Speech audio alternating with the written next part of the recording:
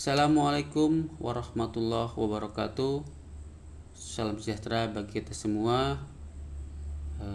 Bertemu kembali dengan Bapak di pembelajaran Teknologi Informasi dan Komunikasi part 3 atau part terakhir ya untuk materi ruang lingkup sistem simulasi dan komunikasi digital. Masih tetap dengan KD dan IPK serta tujuan yang sama seperti minggu kemarin. Hanya untuk materinya kita akan lanjutkan dengan materi yang belum Bapak bahas kemarin ya. Seperti materi sebelumnya yang sudah Bapak jelaskan tentang komunikasi daring, kelas maya dan presentasi video. Nah, untuk minggu kali ini Bapak akan menjelaskan tentang simulasi visual dan buku digital.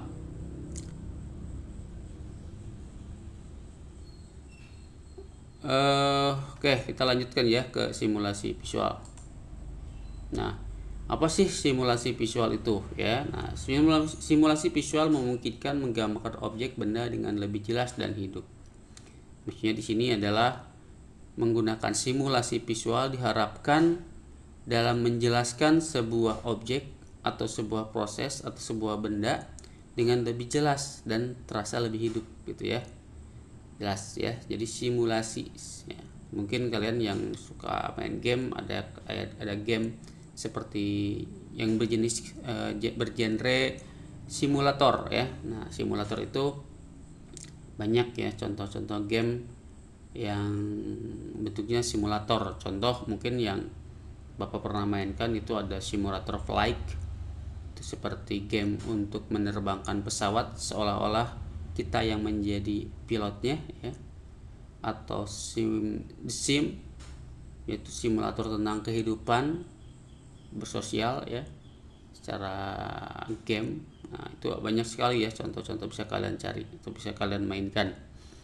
Nah, definisi lain adalah simulasi visual adalah media untuk menyampaikan ide dan konsep dalam bentuk simulasi digital dalam kurung audio dan visual ya. Jadi media. Jadi simulasi visual itu adalah media untuk menyampaikan apa? Ide dan konsep ya. Ide konsepnya apa? Nah, dalam bentuk simulasi digital, audio dan visual bentuknya ya. Nah, adapun jenis visualisasi atau jenis visual video itu ada dua ya. Ada simulasi visual 2D, adalah simulasi dimensi datar dengan segi teknis. Simulasi ini dibuat dalam software pengolah grafis 2D animasi, misalkan Adobe Flash, After Effects, Toon Boom dan sebagainya ya. Sedangkan yang kedua ada simulasi visual 3D, merupakan simulasi dengan memiliki dimensi bentuk ruang ya dalam kedalaman pada objek yang dibuat.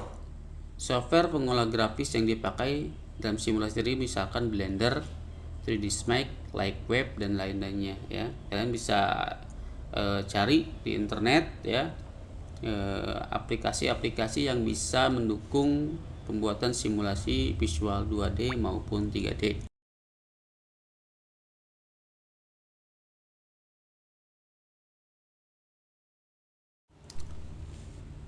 Nah, ini contoh dari simulasi visual bentuknya 2D ya. Di sini lebih ke bagaimana ya menjalankan atau membuat atau mengoperasikan sebuah alat ya. Dalam hal ini untuk merawat atau memelihara sebuah alat ya. Kita lihat di sini ada proses-prosesnya. Ini simulasi ya. Walaupun sebenarnya tidak ada alatnya, tapi kita bisa mengetahui bahwa untuk menggunakan alat tersebut seperti ini. Gambaran ya seperti kenyataannya. Nah, sedangkan ini yang bentuk 3D ya. Nah, ini simulasi 3D ya, simulasi visual 3D. Ada bentuk ruangnya ya, jadi ada 3 dimensinya bisa kalian lihat di sini. Oke. Nah, kemudian selain jenis simulasi visual ada fungsi simulasi visual. Nah, simulasi visual sebagai salah satu alternatif media pembelajaran untuk mempermudah menyampaikan konsep, ide atau produk yang bersifat abstrak sehingga menjadi lebih nyata ya. Nah, jadi alternatif sebagai media pembelajaran ya untuk mempermudah seorang guru atau mempermudah seseorang dalam menyampaikan sebuah konsep, ide ataupun produk ya yang bersifat abstrak ya, yang kita tidak bisa lihat atau kita di kenyataannya itu kita tidak bisa menjangkaunya, terus menjadi lebih nyata ya. Contoh di sini adalah bagian-bagian mata. Nah, kita tidak bisa melihat langsung secara kasat mata bentuk mata kita ya. Nah, itu kan adanya di dalam tubuh. Bayangkan kalau kalian melihat langsung nyata, mungkin ya ada yang merasa jijik atau apa dan sebagainya, karena kan itu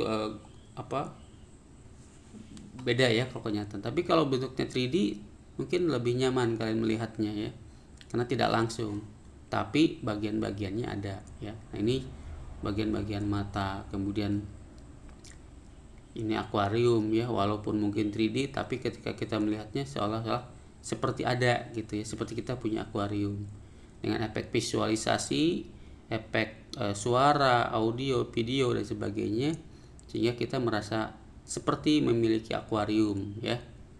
Nah, ini ada juga kinerja dari parabola ya, kemudian juga sebuah mesin bagaimana bekerjanya.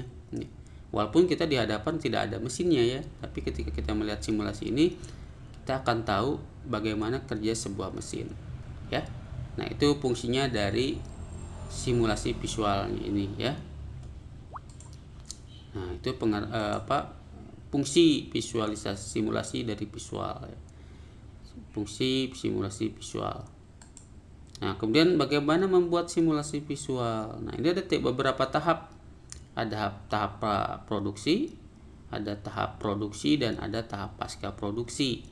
Yang Bapak jelaskan di sini adalah tahap praproduksi ya, karena untuk tahap produksi itu lebih ke keterampilan nantinya ya. Kemudian tahap pasca produksi, hasil dari kita buat simulasi visual tersebut maksudnya diapakan ini ya. Nah, ini contoh Bapak ini pun Bapak lagi melakukan sebuah simulasi visual ya. Simulasi visual untuk menjelaskan sebuah materi. Ini simulasi visual bentuknya ya. Nah, kemudian tahap produksi itu ada beberapa bagian ya, beberapa bagian. Pertama adalah proses pencarian ide dan konsep. Ya, ini awal dari pembuatan simulasi visual ya. Karena kalau tidak ada ide, tidak ada konsep, maka apa yang mau kita gambarkan ya, apa mau kita visualisasikan, harus ada ide dulu. Jadi kalian harus mencari ide dulu atau konsep dulu apa yang akan dijelaskan.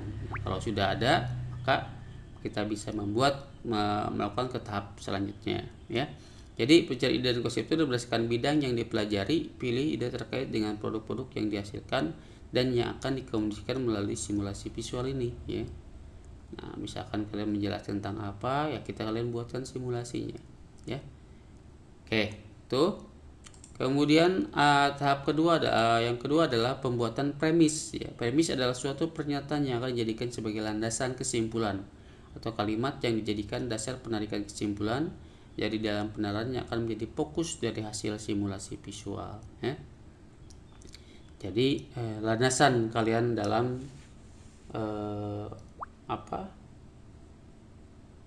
jadi fokus dari hasil simulasi ini ya. Kesimpulan apa kalian jadikan dasar penarikan kesimpulan. Nah, ini bisa jadikan kalian landasan ya, landasan untuk membuat simulasi visual. Contohnya misalkan idenya adalah pengen menggambarkan memvisualisasikan proses kerja otak, maka kita harus cari dulu premis yang berhubungan dengan otak. Atau misalkan ada otak kanan, otak kiri, otak bagian belakang dan sebagainya. Nah, itu bisa kalian cari ya, sebuah kesimpulan atau kalimat yang bisa menarik kesimpulan dari objek yang kita akan visualisasikan gitu ya, seperti itu. Kemudian yang ketiga adalah pembuatan sinopsis. Sinopsis adalah ringkasan dari rangkaian jalan cerita tampilan produk dalam simulasi visual, dituangkan dalam bentuk teks yang akan digunakan untuk pedoman membuat simulasi visual ya. Jadi kalian buat dulu teksnya nih. Kalau film adalah skenarionya ya, kalian pengen seperti apa skenarionya. Nah itu tahap selanjutnya setelah berangkat dari premis, dibuat dalam sebuah skenario yang mungkin enak kita sampaikannya. Oke. Kemudian yang terakhir adalah pembuatan storyboard. Ya, storyboard adalah sketsa gambar berbentuk thumbnail yang disusun berurutan sesuai dengan rangkaian jalan cerita. Ini storyboard, contohnya seperti ini. Nah, ini storyboard dari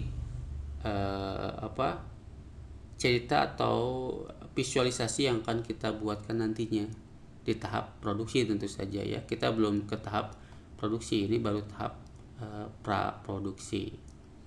Ya, ini ceritanya tentang apa, ketemu kemudian jatuh cinta sama dan sebagainya, sehingga mereka saling berhubungan atau saling jatuh cinta gitu ya. Nah, ini ceritanya. Itu storyboard itu gambaran ya, gambaran dari sebuah konsep atau ide yang akan kita visualisasikan gitu, supaya hasil visualisasi kalian itu sesuai dengan apa yang kita gambarkan ya. Oke, itu jadi ada 4 tahap pembuatan simulasi ya pada tahap praproduksi. Pertama adalah pencarian ide, pembuatan premis, pembuatan sinopsis, dan pembuatan storyboard ya. Oke, mari kita lanjutkan kembali ke materi kedua, yaitu tentang buku digital. Nah, ini zaman-zamannya sekarang itu zaman-zamannya buku digital ya. Buku digital adalah salah satu jenis buku atau bacaan yang hadir dalam bentuk soft copy atau elektronik yang kemudian bisa dibaca menggunakan perangkat digital, baik itu smartphone maupun komputer ya. Dalam hal ini adalah PC atau laptop ya, komputernya. Nah, jadi salah satu jenis buku sekarang yang bisa kita baca ya, tapi dalam bentuk sebuah file elektronik atau sebuah soft copy ya. Jadi kalau hard copy itu bentuknya ada kertas, kita menggunakan kertas, tapi kalau soft copy bisa berupa file ya. Nah, bentuk filenya banyak, nanti kita jelaskan ya. Dan ini hanya bisa digunakan atau dibaca menggunakan perangkat digital, baik handphone ataupun komputer. Nah, ya ini ya. Nah, apa sih fungsi dan manfaat buku digital? Nah, ini manfaat dari buku digital. Pertama ada sebagai media informasi ya. Fungsi dan manfaat yang pertama dari buku digital sebagai media informasi ya. Jadi dapat menginformasikan alat untuk menginformasikan sesuatu ya. Kemudian yang kedua adalah sama seperti dengan buku konvensional sebagai media pembelajaran ya. Hanya mungkin medianya yang berbeda ya. Kalau buku pelajaran ini ada yang berupa kertas dan yang berupa file. Nah, yang kita jelaskan di sini adalah berupa file. Kemudian yang ketiga adalah sebagai media bisnis ya, di mana banyak perusahaan menggunakan buku ini untuk melakukan branding ataupun mempromosikan produk dan jasa ya. Karena kan apalagi sekarang zamannya revolusi industri 4.0 ya, yang semuanya harus berdasarkan terkomputerisasi atau secara online ya. Jadi untuk memasarkan produknya ya, kita bisa membuat sebuah buku digital untuk menawarkan ya produk atau jasa tersebut. Terus sekarang ada juga buku digital tentang manual book ya, atau buku panduan dari sebuah alat. Itu kan ada ya, tinggal scan barcode-nya atau QR code-nya sehingga dia mendownload buku digitalnya, bisa kita baca di perangkat komputer ataupun smartphone kita ya. Jadi sekarang serba digital lah ya. Apapun sekarang belajar digital, belanja, belajar dan sebagainya. Jadi kita seperti apa yang kita lakukan sekarang ya, itu pun sama ya. era revolusi industri 4.0. Ini gambarnya ya. Nah, bentuknya ada yang bisa kayak melipat gitu ya, seperti buku pada umumnya. Oke, itu ya buku digital ya fungsinya. Nah, kelebihannya apa nih? Nah, ada praktis, tentu saja praktis ya. Kalian nggak usah bawa berat-berat, cukup hanya membawa tas sama isinya di dalamnya ada komputer, ada laptop ataupun smartphone ataupun tablet dan sebagainya. Nah, kita bisa mengaksesnya. Kemudian hemat ruang. Nah, ini hemat ruang. Kalau ada buku digital ya kalian tinggal masukkan ke HP kalian atau ke gadget kalian, kemudian gadgetnya masukkan ke tas, udah cukup gitu ya, tanpa harus membawa buku-buku yang tebal-tebal dan sebagainya ya. Kemudian mudah diakses, iya betul ya. Kalian bisa download apapun yang kalian inginkan di internet ya, tanpa harus kalian pergi ke toko buku membelinya dan sebagainya ya. Butuh waktu, butuh materi ya untuk mendapatkan. Tapi kalau digital kan kalian tinggal duduk manis di depan komputer yang terhubung ke internet, kemudian bisa kalian buka atau kalian download di internet buku-buku digital yang ada ya, silahkan, banyak sekali. Kemudian ekonomis ya, yaitu ekonomis, harganya lebih murah ketimbang buku konvensional ya. Kalian bisa cari di Gramedia misalkan buku ini, misalkan buku A harganya 100.000, maka kalau buku digital mungkin harganya tidak lebih ya seperempat atau setengahnya dari harga itu ya. Kemudian ramah lingkungan, jelas ya, karena kalau buku digital itu kan berupa file soft copy ya, tidak menggunakan kertas ya. Yang kita tahu kertas itu terbuat dari pohon ya, kertas itu kayu. Nah, kayu itu kalau ini kan biasanya ada penebangan ya, jadi lebih ramah lingkungan. Terus juga kalau sudah tidak terpakai kan tinggal dihapus saja gitu, tanpa harus dibuang, disimpan dan sebagainya ya.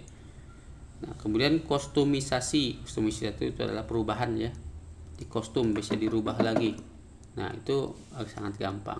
Itu kelebihannya, ada praktis, hemat ruang, mudah diakses, ekonomis, ramah lingkungan, dan kustomisasi ya. Nah, kemudian tentu saja ya, sebuah hasil ciptaan manusia itu tentu saja ada kelebihan dan kekurangannya. Dan untuk kekurangannya, buku digital itu membutuhkan perangkat ya. Kita tidak bisa mengakses buku digital kalau tidak ada perangkat. Jadi harus ada perangkat yang bisa mengaksesnya. Kemudian yang kedua, berdampak pada kesehatan mata ya, jelas ya, karena resolusi atau gambar dari perangkat gadget kita itu lebih jelas ya, lebih banyak radiasi, sehingga berdampak pada kesehatan mata kita. Asal kita bisa memanagenya atau mengaturnya ya insya Allah lah ya, tidak akan sampai terlalu berdampak pada kesehatan mata ya. Mulai dari jarak ketika kita melihat gadget kita, kemudian kontras atau kecerahan dari gadget kita juga tidak terlalu cerah ya, dan juga waktu untuk melihatnya. Nah, ini ya, kadang kalian yang terlalu asik dengan gadget sampai lupa dengan perangkat dengan diri kalian, sehingga mata kita kesehatan mata kita juga terdampak ya. Jadi tahu waktulah diatur ya, ada manajemen dalam penggunaan sebuah perangkat. Kemudian membutuhkan listrik, jelas ya, ini karena kita masih menggunakan perangkat elektronik, maka yang daya utama adalah listrik ya untuk perangkat ini ya, baik listrik yang misalkan yang sudah disimpan dalam dalam perangkat gadget kita ataupun yang belum gitu ya. Dan yang keempat adalah bahan pembajakan, jelas ya. Jadi kalau buku konvensional kan dicetak ya, udah ada lisensinya, kita harus membayarnya gitu. Kemudian ada penciptanya, ada aturan hukum dan berlaku dan sebagainya ya. Tapi kalau di buku digital, nah ini ya, kita tidak bisa mengaksesnya kalau misalkan kita tidak melindunginya dengan lisensi. Kadang ya dibajak gitu ya, kadang disadur, kadang diambil dan sebagainya, kadang juga diambil secara mentah-mentah dan sebagainya. Nah, jadi rawan pembajakan. Nah, itu kekurangannya ya. Pertama, kita butuh perangkat. Kedua, kesehatan mata itu terdampak. Kemudian kita membutuhkan daya yang berupa listrik dan rawan pembajakan. Nah, ini perangkat-perangkat gadget yang bisa kita gunakan ya. Ada tablet, ada sebagainya ya. Yang lainnya mungkin tidak mendukung buku digital ya. Nah ya itu. Nah kemudian ada jenis-jenis file buku digital nih ya. Jenis file buku digital ada property Amazon ya. Jadi untuk yang pengguna Amazon ada di sini nih ya. Jadi kalau kalian beli buku di Amazon bentuknya property Amazon, bukan PDF ya. Kemudian ada PDB, Form File Database. Nah ini untuk perangkat di form ya, di form. Kemudian ada PDF, Portable Document Format. Nah ini file buku digital yang sejuta umat. Jadi semua pakai menggunakan PDF ya, karena mungkin sudah familiar lah PDF ya, seperti yang daripada yang lain. Kemudian ada TFZ atau File Extension, ada VRC, Form Resource File, ada CHM, Compressed HTML, dan EPUB ya. Yang Bapak kenal, yang Bapak tahu ya, yang Bapak sering gunakan ada EPUB dan PDF ya. Yang lainnya ya kalian cari sendirilah ya. Oke, itu ya. Jadi jenis-jenis file buku digital. Jadi kalau kalian nyari kemudian download dapatnya file-file seperti ini, maka itu dipastikan adalah buku digital, file atau soft copy dari file buku digital. Nah ini ada perangkat-perangkatnya, ada software yang bisa kita gunakan ininya ya, untuk membaca PDF apa, membaca PDB apa, baca EPUB dan sebagainya. Itu harus kalian install juga aplikasinya supaya kalian bisa mengaksesnya ya. Nah itu ya, jadi materi tentang buku digital ya. Oke, itu ya, semoga penjelasan kali ini bisa kalian pahami ya tentang simulasi visual dan buku digital ya. Oke, itu aja materinya. Untuk latihan dan tugasnya seperti biasa kalian cek di ideologi tugas yang harus kalian kerjakan ya. Silakan kalian kerjakan sebisa mungkin, semampu kalian, tapi harus dikerjakan ya.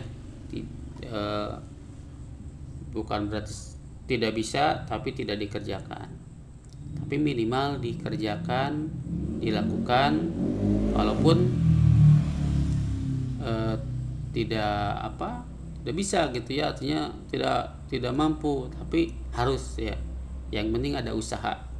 Jadi usaha kalian untuk mengerjakan itu lebih lebih Bapak hargai ketimbang kalian tidak mengerjakan, tidak berusaha walaupun tidak bisa ya. Misalkan tidak bisa tapi tetap tidak berusaha, tapi Bapak lebih menghargai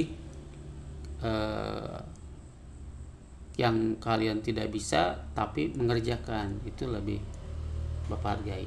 Oke, segitu dulu dari Bapak ya.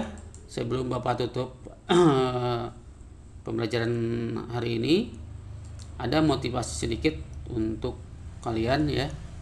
Ini Bapak ambil dari sebuah film, tapi filmnya film biografi ya, orangnya ada ya. Kata-katanya seperti ini: jangan biarkan siapapun mengatakan kau tidak bisa melakukan sesuatu. Kau harus bermimpi ya, dan kau harus menjaganya. Kalau menginginkan sesuatu, raihlah.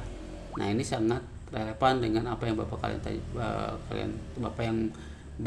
Bapak jelaskan tadi ya, bahwa Bapak lebih menghargai kalian yang mau berusaha ya, ketimbang kalian yang tidak bisa tapi tidak mau berusaha. Oke, itu ya sedikit dari Bapak motivasi untuk hari ini. Semoga bisa memotivasi kalian untuk ke arah yang lebih maju lagi ya, ke arah yang lebih baik lagi. Oke, sekian dari Bapak. Assalamualaikum warahmatullahi wabarakatuh.